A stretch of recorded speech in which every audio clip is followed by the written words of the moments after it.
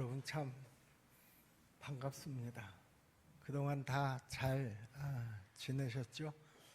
여러분들은 그동안 비대면이라고 하더라도 온라인으로 제 얼굴을 보면서 예배를 드렸을 텐데요. 저는 반면에 여러분들의 얼굴을 보지 못하고 저 혼자서 여기서 예배를 드린 것과 마찬가지라서 오늘 여러분들의 얼굴을 이렇게 보면서 예배를 드리니까 아마 여러분들이 느끼는 그 감정보다 제 감정이 훨씬 더 진할 거다, 저는 그렇게 확신을 합니다. 그제 금요일 날 오후에 질병관리본부에서 급하게 연락이 왔습니다. 이제 이번 주일서부터는 대면으로 예배를 드려도 좋다. 원래는 27일까지 비대면으로 예배를 드리도록 그렇게 지침이 내려와 있었었는데 갑자기 바뀌게 된 것이죠.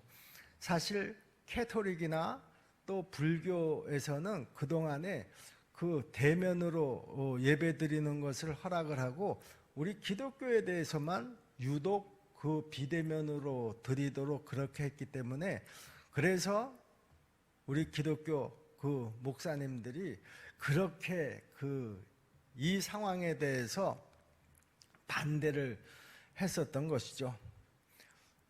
사실 이 감염병의 확산 요인을 우리가 본다고 하면은요, 우리가 지금 세상에서 진행되고 있는 많은 상황들이 우리 교회에서 1시간 반 예배 드리고 쫙 흩어지는 이런 모임보다 훨씬 위험한 요소들이 우리 사회에는 널려 있습니다. 우리가 직장만 하더라도 아침에 출근해서 저녁 때까지 한 장소에서 일을 하다가 돌아오지 않습니까? 또 길거리에는 많은 음식점들이 있어서 그렇게 조심해야지 된다라고 하는 음식점에서 또 많은 사람들이 거기에서 같이 식사를 하고 그럽니다. 그런데 교회에서는 그런 것들이 전혀 이루어질 수가 없기 때문에 감염의 확률로 본다고 하면 교회의 이 예배를 통해서 확률이 될 가능성은 저는 거의 없다, 이렇게 봅니다. 그런데 왜 우리가 큰 소리를 치지 못했느냐? 몇몇 이상한 교회들 행동 때문에 거기에서 엄청난 확산이 일어나게 된 것이죠. 우리는 그런 원죄가 있기 때문에 교회에 대해서 비대면으로 예배를 드려라 그러면 어쩔 수 없이 비대면으로 예배를 드릴 수밖에 없는 그런 상황이었습니다. 어쨌든 질병관리본부에서도 전문가들과 함께 이 모든 상황들을 검토했을 때 감염 확산의 요소가 교회 예배를 통해서는 별로 있지 않다라고 하는 그런 최종적인 판단을 내렸기 때문에 이 대면 예배를 허락한 것이다, 그렇게 생각을 합니다. 그런데 이 조건들이 또 굉장히 까다롭습니다. 예배를 시작하기 한 15분 전에 구청 직원이 나와서 다 확인을 하고 돌아갔습니다. 제 방에 들어와서 우리 교회의 CCTV 상황까지도 다 눈으로 확인을 하고 또 확인을 시켜주고 그리고 돌아갔습니다. 이런 모든 지금 우리가 겪고 있는 이 상황은 예전에는 상상도 할 수 없었던 그런 상황이었었는데요. 우리는 지금 이런 상황을 겪으면서 나가고 있다라고 하는 것이죠. 여러분, 그러나 상황이 어렵다고 해서 우리가 여기에서 낙심하거나 또 여기에서 우리는 아무것도 할 수 없다, 이렇게 주저앉아서는 안 된다, 저는 그렇게 생각을 합니다. 우리 교회도 지금 교육자들이 끊임없이 이 상황들을 어떻게 잘 극복해 나갈 것인가, 그 방법, 기도하면서 그 방법을 찾고 있습니다. 저는 그 예배 전에 구청에서 나와서 직원이 무슨 그 감독이 예배 감독이나 하는 것처럼 그렇게 그 여기저기를 그 순시하듯이 그렇게 하고 돌아가는 그 모습에 대해서 저는 불쾌하게 생각하지 말자. 그렇게 저 스스로를 다스리면서 그분과 이야기를 나눴습니다. 다 우리 건강을 위해서 조심하라고 하는 그런 주의사항 정도로 우리가 좋게 받아들이고 오늘 이 예배가 더 은혜스러운 예배가 될 수 있게 되기를 간절히 소원합니다. 여러분, 지금 우리가 살아가고 있는 이 세상을 여러분들은 어떤 곳이다 이렇게 생각하면서 살고 계시나요? 여러분, 우리가 살고 있는 이 세상은요, 출애굽한 이스라엘 백성들이 머물렀던 그런 곳입니다. 애굽에 대한 미련과 자기 소견을 버리는 훈련이 있었던 그런 곳입니다. 하나님의 인도하심과 보호하심이 있었던 곳입니다. 전염병과 백성들의 불평과 원망도 많았던 곳입니다. 그러나 말씀을 따라 사는 일에 실패했을 때 그 애굽에서 나온 1세대들이 죽음이 있었던 그곳입니다. 그래서 소망이 끊어지지는 않았던 곳, 그것이 바로 광야였었는데요. 우리는 지금 살아가고 있는 이 세상을 광야다 이렇게 이야기를 합니다. 이곳에서 오늘 우리들은 진리이신 예수님을 배우고 또 예수님을 따르고 또 더 믿음의 자리로 나아가는 훈련의 과정을 지금 밟고 있습니다.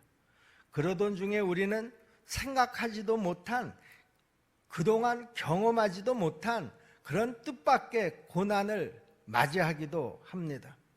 그럴 때면 우리도 애굽 땅에서 나온 이스라엘 백성들처럼 이 현실에 많이 당황하기도 하고요, 또 때로는 낙심하기도 하고요, 심지어는 하나님을 원망하기도 합니다.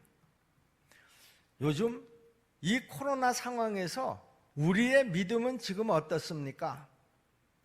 사실 처음에는 이 코로나19로 마스크를 쓰는 이 일조차도 너무나 어색하고 또 이 자체가 잘 적응이 안 됐지만은요, 이제 우리는 차츰 이것이 이제 금방 끝날 문제가 아니다라고 하는 사실을 깨닫게 되고부터서는요, 이제 어느 정도 이런 현실에 대해서 우리 모두가 다 적응이 되어가고 있는 줄로 믿습니다. 그동안 우리가 만들어온 이 세상의 모든 경제 체제들, 사회 질서들, 이런 것들에 지금 혼란이 오고 있고요, 또 그로 인해서 생활의 양상도 많이 달라지고 있고요, 심지어는 교회 예배조차도 이제 비대면으로 드리는 그런 데까지 오게 되었습니다. 저는 우리 대한민국의 이 상황은 그나마 유럽이나 미국이나 이런 그 다른 나라들의 상황에 비하면 비교도 안 될 정도로 아주 저는 양호하다 그렇게 생각을 합니다. 여러분들도 뉴스를 통해서 다 지금 그 보고 계시리라고 생각을 하는데요, 하루에 이 코로나19의 확진자가 드디어 30만 명이 넘었습니다. 하루에. 보통 미국 같은 데서는 하루에 지금 4, 5만 명의 확진자들이 나오고 있고요, 지금까지 그 코로나19에 감염된 사람들이 3천만 명이 넘어섰다, 그런 지금 뉴스를 우리가 듣고 있어서 유럽 같은 데서는 다시 2차 이 감염 상황이 찾아왔다. 그래서 이제 뭐 10명 이내의 사람들은 아예 모이지도 못하게 할 뿐만 아니라 또 어떤 나라는 자기 집 대문에서 500m 이상을 더 나가지 못하도록 완전히 나라를 그냥 통제 속에 묶어버리는 그런 나라들도 많이 있습니다. 거기에 비하면 우리 대한민국의 이 상황은 그나마 그래도 상당히 양호한 편이다. 저는 이 고난을 통해서, 이 어려운 상황을 통해서 이제 이 상황이 어느 정도 진정이 되면 저는 오히려 대한민국의 위상이 전 세계적으로도 지금보다 훨씬 더 드러나게 될 것이다. 저는 그렇게 믿고 또 기도하고 있습니다. 또 그것이 하나님의 뜻이다. 저는 그렇게 믿습니다. 지금 전 세계가 혼란이고요. 1년 전하고는 전혀 지금 다른 환경이 이 세상에 만들어졌습니다. 이렇게 불안한 마음으로 살아가고 있는 우리에게 오늘의 이 상황들은 또 다른 모습의 고난이다 이렇게 말할 수가 있겠죠. 그러나 이런 고난은 언제나 지금까지 우리 인류가 살아온 역사 속에서 반복되어져 왔었다라고 하는 것이죠. 오늘의 이 상황이 특별한 상황은 아니다라고 하는 것입니다. 여러분이 역사를 통해서 알고 있듯이 유럽 인구의 60%가 죽어갔던 패스트가 유럽에 퍼졌을 때도 있었고요. 또 가장 가까운 사례로 세계 1차 대전이 있었고 또 세계 2차 세계대전이 있었습니다. 우리나라의 역사를 보더라도 일제 강점기가 있었고요. 또 6.25 전쟁이 있었습니다. 이런 고난을 사실 우리 가운데서 직접 경험한 사람들은 그렇게 많지 않습니다. 아마 여기 연세가 꽤 드신 분들이라고 하면 아마 최소한도 한 70은 넘으신 분들이어야 6.25 전쟁의 그 참상 속에서 태어나셔서 그 조금이라도 경험을 하셨을 터이고요. 그 이하의 나이들이라고 하면 우리는 그런 상황들을 다 경험하지 못한 채로 오늘에 이르렀습니다. 그러므로 우리는 이런 어떤 극한 상황이 우리에게 찾아올까? 오지 않을 것이다. 그런 상황은 이제 다시 있지 않을 것이다. 이렇게 생각하면서 우리는 그동안 참 편안하게 살아왔던 것도 사실입니다. 그런데 하나님은요, 우리가 지금 이런 고난 가운데 놓여 있다라고 하는 것을 오히려 유익이라 이렇게 생각하라는 것이죠.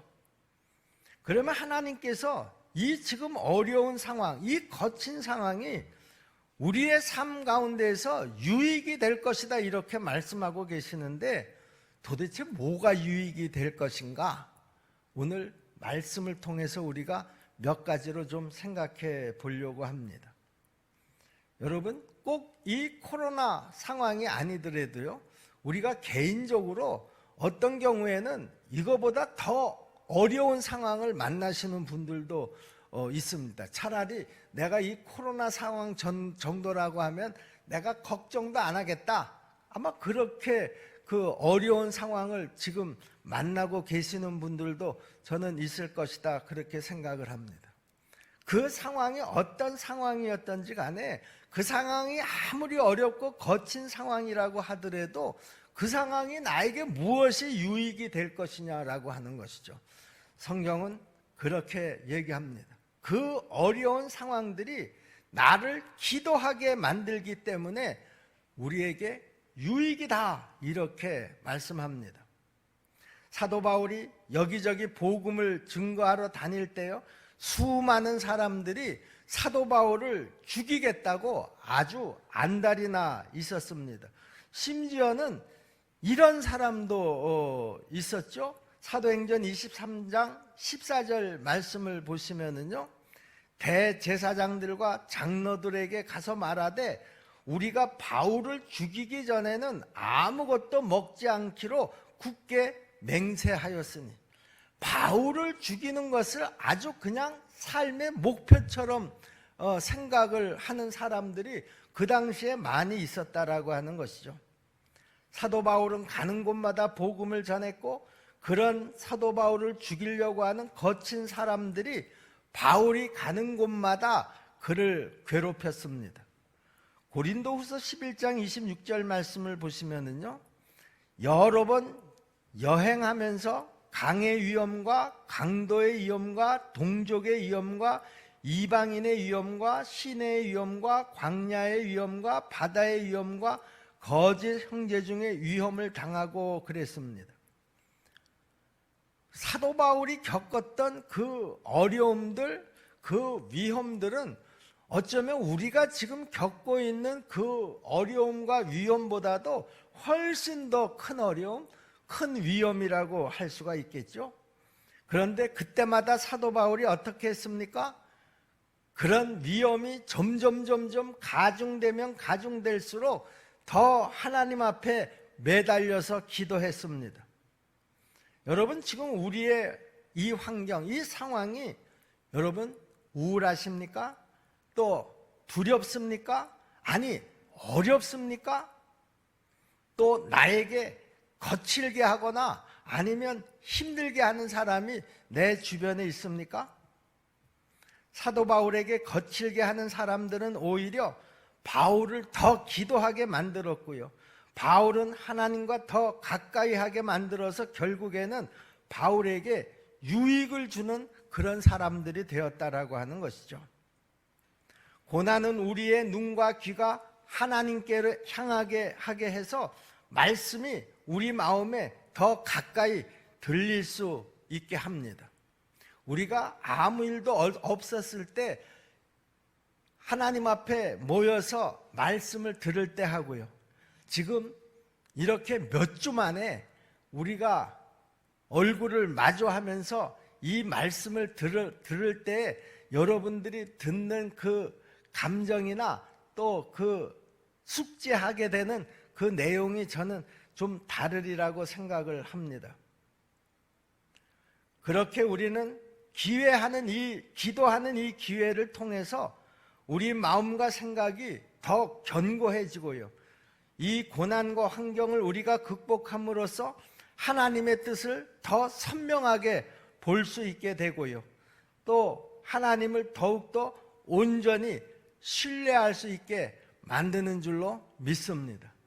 상황이 아무리 우리로 하여금 하나님 앞에 예배드리는 이 내용들을 드리지 못하게 하는 상황으로 만들어 간다고 하더라도요, 그러면 그럴수록 우리는 이 상황을 놓고 하나님 앞에 기도하게 되고, 그리고 하나님께서 이 상황들을 또 면하게 해주실 줄로 믿습니다. 그 상황 속에서 우리를 기도하는 사람으로 하나님께서 만들어 간다라고 하는 것이죠. 분인날을 견딘 한나는요, 인내하고 기도한 끝에 사무엘을 얻은 것을 여러분들이 다 잘 아실 것입니다. 욥은 그 고난을 이기고 하나님 앞에 2배의 축복을 받은 줄로 믿습니다. 바로 한나나 욥에게 이 고난이 없었다고 하면 이런 더 큰 축복이 그들에게 주어지지 않았을 것이다, 그렇게 생각을 합니다. 또 이런 어려움, 이런 환경이 도대체 우리에게 무슨 유익이 되느냐? 여러분, 이런 거친 환경은 나를 더 강하게 만드는 그런 유익이 있다라고 하는 것이죠. 여러분, 사도 바울이 예수님을 만나기 전에는요, 다메섹으로 도망간 성도들을 잡아서 죽이는 것이 그의 목표였습니다. 그런 바울에게 다메섹으로 가는 길에서 강한 빛이 하늘로부터 내려와서 그 눈이 멀게 되면서 그는 부활하신 예수님을 만나게 된 것이죠. 그때 예수님께서 사도 바울에게 뭐라고 말씀하셨나요? 사도행전 9장 4절 5절 말씀을 보시면은요, 땅에 엎드러져 들음에 소리가 있어 이르시되 사울아 사울아 내가 어찌하여 나를 핍박하느냐 하시거늘 대답하되 주여 누구시니이까 이르시되 나는 네가 박해하는 예수라. 그리고 사도 바울은 다메섹으로 끌려가서 거기에서 아나니아를 만나게 됩니다. 아나니아에게 우리 주님께서 또 이렇게 말씀하셨죠. 사도행전 9장 15절 16절 말씀인데요. 주께서 가라사대 가라. 이 사람은 내 이름을 이방인과 임금들과 이스라엘 자손들 앞에 전하기 위하여 택한 나의 그릇이라.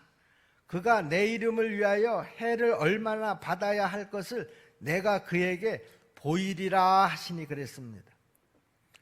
사도 바울은 이 거친 환경을 헤쳐나가면서 복음을 전하는 일에 일생을 바치게 되었다라고 하는 것이죠. 마지막에는요, 사도 바울이 그 복음을 전하다가 결국에는 목이 잘려서 죽게 됩니다. 사형 집행관이 사도 바울의 머리카락을 움켜쥐고 칼을 들고 물었습니다. 네 마지막 소원이 뭐냐? 그때 사도 바울이 나를 단칼에 목을 베어 주십시오. 사도 바울은요, 환경이 거칠어지면 거칠어질수록 더 강해졌다라고 하는 사실입니다. 여러분, 우리는 지금 이 코로나 상황을 지나면서요, 여러분들의 믿음은 더 좀 강해지고 있나요? 여러분, 이 코로나 상황이 지금 한 8개월 정도 우리가 겪고 있는 이 상황으로 저는 끝날이라고 생각하지 않습니다. 오히려 앞으로 이거보다 더 끔찍한 상황이 찾아올 수도 있다라고 하는 것이죠. 우리가 요한계시록을 보면 그 마지막 때의 상황이 이 정도 상황이 아니라는 거예요. 이거보다 더 끔찍한 상황들이 벌어질 것이라고 요한계시록에 예언되고 있습니다. 그렇다고 하면 지금 우리는 이 상황을 어떻게 잘 활용해야 될 것인가? 저는 그렇게 생각을 합니다. 지금 이 코로나 상황 정도는 앞으로 닥칠 그 무서운 환난의 때를 대비하기 위한 작은 훈련의 과정이다. 이 훈련의 과정 속에서 하나님께서 나에게 원하시는 것이 뭐냐? 나를 앞으로 어떻게 더 강하게 만들어 가실 것인가? 이것을 우리가 기도하면서 찾아내는 것, 내 하나님 앞에서의 소명과 사명을 더 분명하게 깨닫게 되는 것, 이것이 더 중요한 문제라고 생각을 합니다. 이런 일들이 내 신앙생활 속에서 이 코로나 상황 속에서 이루어진다고 하면 우리는 이 코로나가 우리에게 분명히 유익하게 될 줄로 믿습니다. 오늘 본문을 보면 사도 바울이 이런 상황에서 얼마나 더 강해졌는가 하는 것을 우리에게 지금 잘 보여주고 있는데요. 오늘 본문 고린도후서 11장 23절부터 28절까지를 보시면은요, 그들이 그리스도의 일꾼이냐 정신없는 말을 하거니와 나는 더욱 그러하도다. 내가 수고를 넘치도록 하고 옥에 갇히기도 더 많이 하고 매도 수없이 맞고 여러 번 죽을 뻔하였으니 유대인들에게 40에서 하나 감한 매를 5번 맞았으며 3번 태장으로 맞고 1번 돌로 맞고 3번 파선하고 일주야를 깊은 바다에서 지냈으며 여러 번 여행하면서 강의 위험과 강도의 위험과 동족의 위험과 이방인의 위험과 시내의 위험과 광야의 위험과 바다의 위험과 거지 형제 중에 위험을 당하고 또 수고하며 애쓰고 여러 번 자지 못하고 줄이며 목마르고 여러 번 굶고 춥고 헐벗었었노라. 이 외의 일은 고사하고 아직도 날마다 내 속에 눌리는 일이 있으니 곧 모든 교회를 위하여 염려하는 것이라. 여러분, 우리가 지금 코로나로 인해서 어려움을 당하고 이것을 우리가 고난이라고 생각한다고 해도 사도 바울이 겪었던 이 많은 고난에 비하면 이거는 아무것도 아니라는 것이죠. 여러분, 그런데 어쨌든 우리가 이것을 고난이라고 어려운 환경이라고 그렇게 여긴다고 하면은요, 이 지금 코로나 환경은 반드시 바울처럼 나를 더 강하게 만들게 될 줄로 믿으시기를 바랍니다. 아니, 우리가 그렇게 되어져야 될 줄로 믿습니다. 그래야 이것보다 더 어려운 상황이 벌어졌을 때 우리가 그 상황을 넉넉히 이길 수가 있다라고 하는 것이죠. 카프만 부인의 광야의 샘이라고 하는 그런 글에 보면 이런 이야기가 나옵니다. 나는 누에고치를 관찰하고 있었다. 마침 여러 마리의 누에고치가 나비로 탈바꿈하는 중이었다. 너무도 작은 구멍을 통해 나오려고 애쓰는 그 모습을 보면서 나는 불가능하리라고 생각하고 있었다. 그런데 한 마리, 두 마리 그토록 작은 구멍을 통해서 천신만고 애를 쓰더니 결국은 빠져나와서 공중으로 헐헐 날아올랐다. 나는 마침 또 나오려고 애쓰는 고치를 발견하고 가위로 그 구멍을 넓게 잘라주었다. 그러면서 내가 하나님보다 더 사랑과 자비가 많다고 생각했다. 내가 넓게 열어준 그 구멍으로 나비는 쉽게 나왔으나 그런데 문제가 생겼다. 공중으로 솟아오르려고 몇 번 시도하면서도 결국 오르지 못하고 땅바닥만 맴돌 뿐이었다. 아차, 나는 깨달았다. 작은 구멍에서 고통하며 힘쓰며 나와야 그 몸의 영양분을 날개 끝까지 공급하게 되고 날개가 나오면서 심하게 마찰되고 그래야 그 날개가 날아오를 만큼 강건해진다라고 하는 사실을 알게 되었다. 그래서 시편 기자가 시편 119편 71절에서 고난당한 것이 내게 유익이라 이로 말미암아 내가 주의 율례를 배우게 되었나이다. 이렇게 고백하게 된 것이죠. 여러분, 고난은 우리에게 반드시 유익이 될 것을 여러분 꼭 믿으시기를 바랍니다.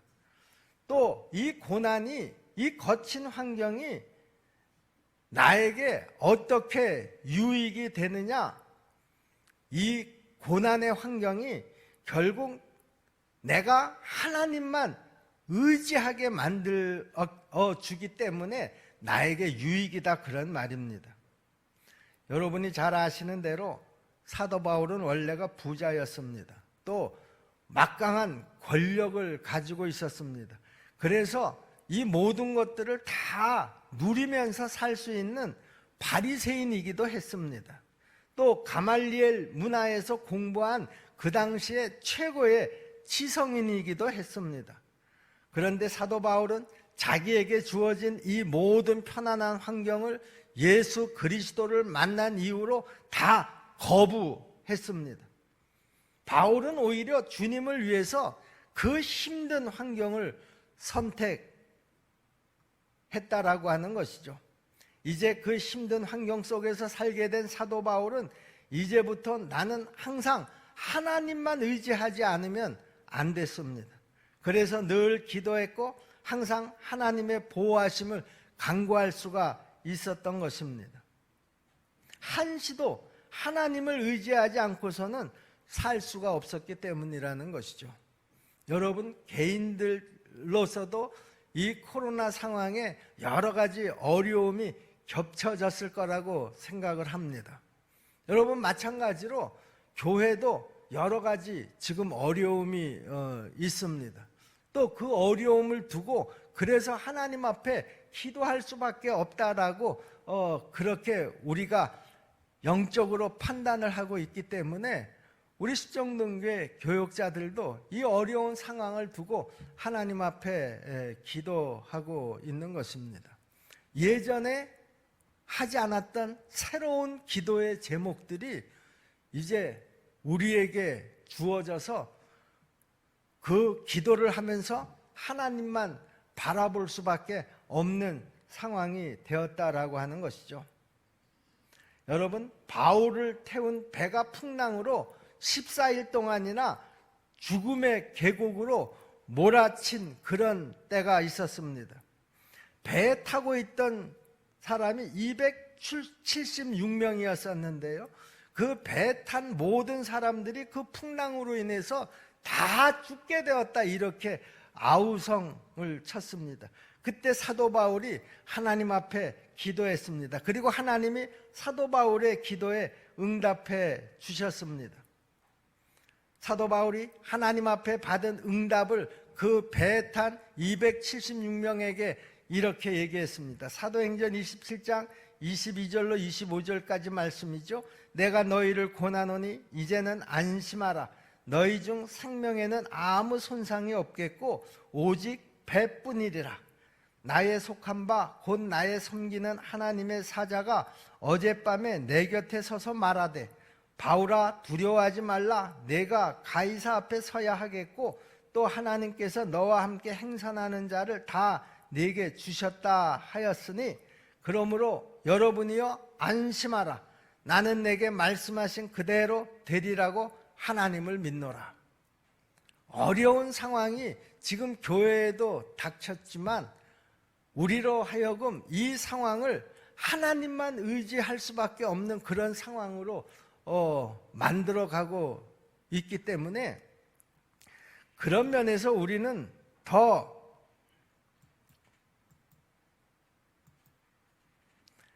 하나님만을 의지할 수밖에 없는 그런 상황이 되고 말았던 것입니다. 거친 환경에 사는 사도 바울은 이제 하나님만을 가까이 할 수밖에 없었고요. 그렇기 때문에 하나님은 사도 바울에게 특별한 은혜를 부어주셨던 것이죠.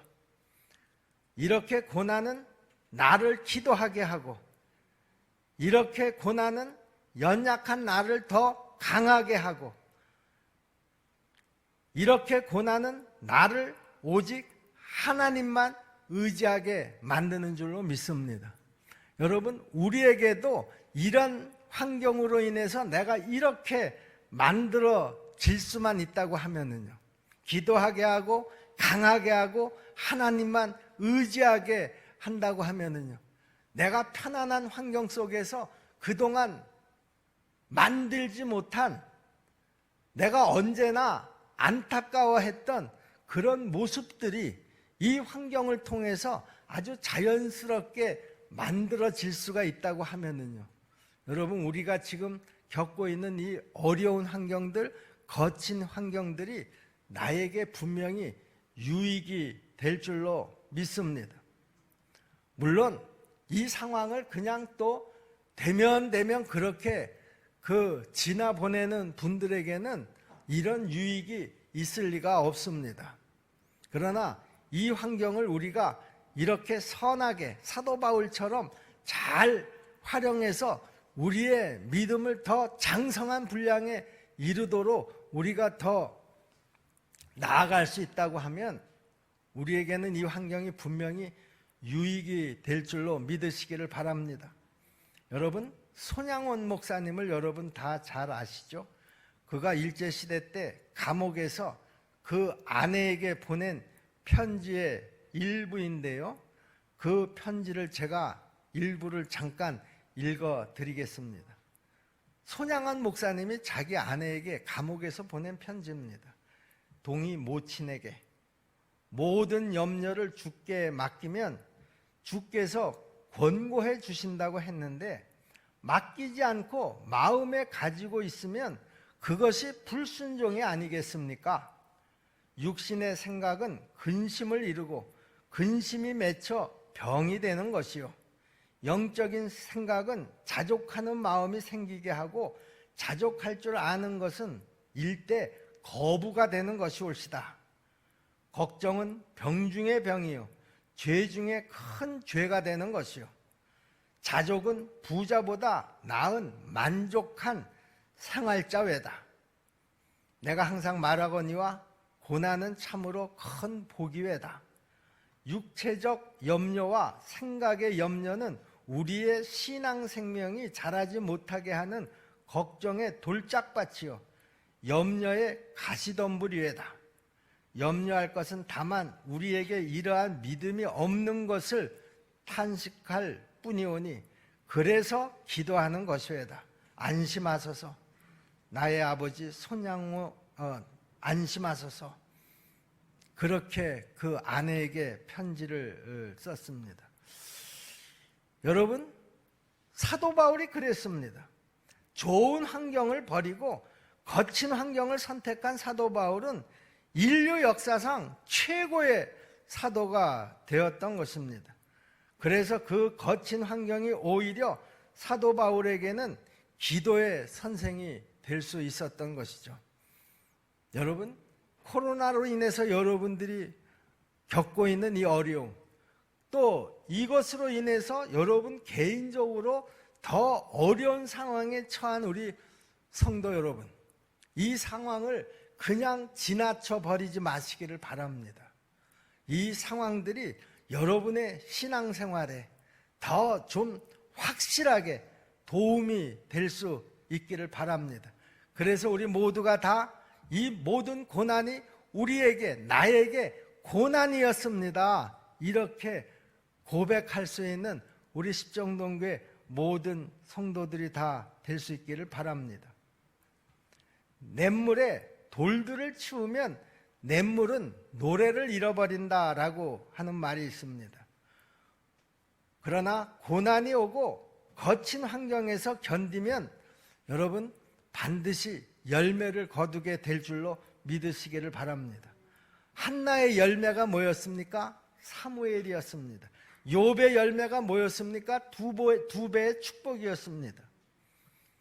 여러분, 우리들의 지난 삶을 곰곰이 돌이켜 생각해 보시면은요, 저마다의 삶 속에서도 고난이 고난으로 끝나지 않았다라고 하는 것을 기억하게 해주는 사건들이 분명히 있으리라고 생각을 합니다.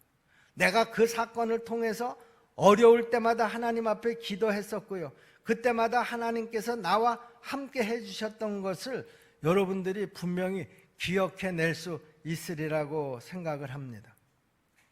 우리 십정동계 성도 여러분, 예레미야에게 임하신 하나님의 말씀을 다시 한번 생각하면서 오늘 말씀을 마치려고 합니다. 지금 예레미야는 우리 새벽기도 말씀이죠. 예레미야가 궁정 감옥에 갇혀 있었을 때요, 하나님의 두 번째 말씀이 예레미야에게 임했습니다.